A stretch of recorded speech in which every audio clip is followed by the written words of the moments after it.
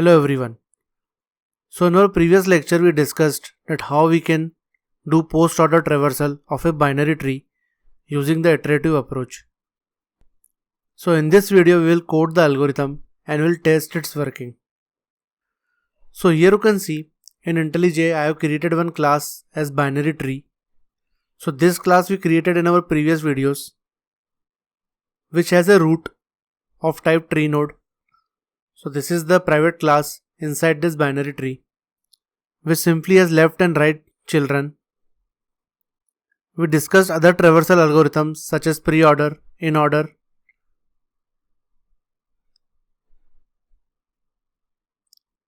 and we also saw recursive and iterative approaches. So in this video we'll see the post-order traversal of a binary tree using the iterative approach. So here I will be creating one method as public void. I will give a name as post-order. So here when we discussed post-order traversal using the recursive approach, we saw that before visiting the node's data, we need to visit first its left subtree, then we need to visit its right subtree, and then only we can visit the node's data. So this was a recursive approach which got implied on each and every node of the binary tree. So when we perform the iterative approach, we usually use the while loop and we traverse each and every node of the binary tree, keeping the post-order traversal in mind. And the data structure will help us doing this is the stack data structure, which is the LIFO data structure, which is also known as the last in first out. So the last element inserted inside that data structure will be the first one to be removed. So we discussed this algorithm step by step in our previous video using an animation. So now let's code the algorithm and test its working. So in post-order method, the first thing we do is we create a tree node current which starts from the root of the binary tree whose traversal we need to do. In the second step, we create a stack which will hold our tree nodes. We give it a name as stack, and we are using java.utils stack class. We can also use our stack which we discussed in our previous videos, but here I will be using the java.utils stack. Now in order to perform the post-order traversal, we need to provide a while loop,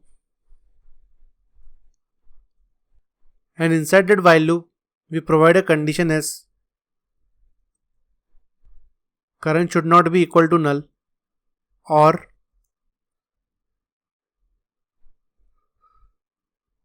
stack should not be empty. So here you can see that current is pointing to root, and we need to go inside this while loop to traverse each and every node of the binary tree using post order. So the first condition we provide is current should not be equal to null, and when current is equal to null, then the logic we apply we'll see later in the algorithm, and the other thing is the stack should not be empty. So here you can see in this while loop we provide a condition as current not equals to null. So if current is not equal to null, then it signifies that we can't visit the current directly. We need to first go to its left subtree and visit that. Then we have to go to its right subtree and visit that, and then only we can visit that particular node. So if current is not equal to null, so there is a possibility that current might have a left subtree. So the first step we do is we simply offer, or you can say push, the current on the stack, and after pushing current on the stack we simply go to its left by assigning current's left value to current, and if current is equal to null, then we provide else part, where what we do is we create a temporary node and we assign the stacks peak values right to it. So friends, here if the current is pointing to null, then we need to follow these steps to identify that whether that current is actually the left child of the parent or at the right child of the parent. Because if it is the left child of the parent, then we can't visit parent directly, we need to go to its right first. But if it's the right child of the parent, then we can simply visit the parent. So if the current is equal to null, in order to identify that, the first thing we do is we take its parent, which is on the stack, and we'll simply assign the right value to temp. So here, after getting this temp, there are basically two conditions. One is, what if the temp is also null? So this check basically signifies that if temp is pointing to null, and as we have moved to parent's right, and temp is pointing to null, it means that there are no right children of the parent. So we can simply visit the parent, because when we do post-order traversal, in order to visit the parent, we first visit its left subtree, and then we visit its right subtree, and then only we can visit the parent. And as we are on the right part, and that is coming as null, it means that we have visited the right part, and now we can safely visit the parent. So here what we do is, we simply pop the element from the stack and assign it to the temp. So once the temp is pointing to parent, what we do is, we simply visit the parent by printing its data on the console.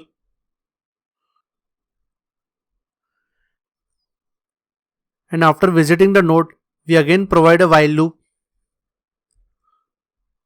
And inside that while loop, we provide the condition as stack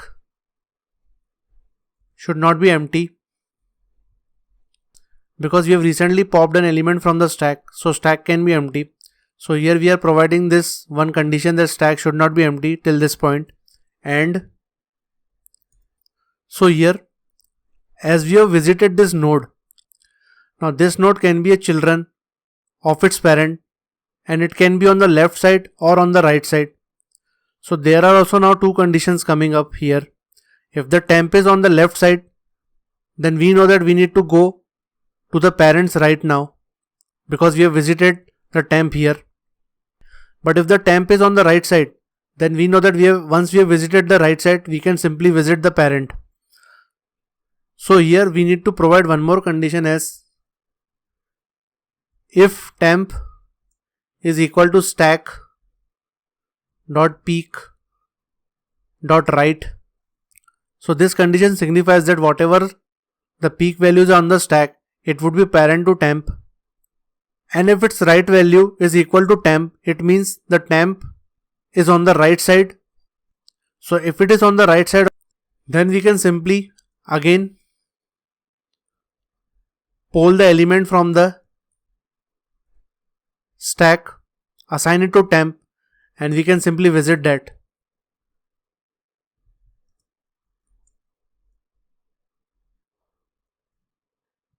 And also friends, as here we are popping out an element and visiting it, we need to provide this in while loop, because there can be a chance that whatever we are visiting, it's actually coming out to be the right of the parent. So once this condition comes out to be true and we pop the parent from the stack, there can also be a chance that whatever we visited here will also be on its right of its parent. So we need to provide this while loop, because whenever we are visiting any element by printing it on the console here or here, we need to simply perform this check that what we visited, was at the right of its parent or was it at the left of its parent. So if it is on the right of its parent, which is this condition, then we'll simply keep on popping the element out and simply printing its data. Because in the post-order traversal, this is the main step, that once the right children of any node is visited, then only we can visit the parent. So here this condition is signifying that only. So this was the part in the if condition. And let's say if the temp is not equal to null, it means that when we picked the parent element and we went to its right, that was not null. So before visiting right directly, there can be a possibility that right also has left or right children.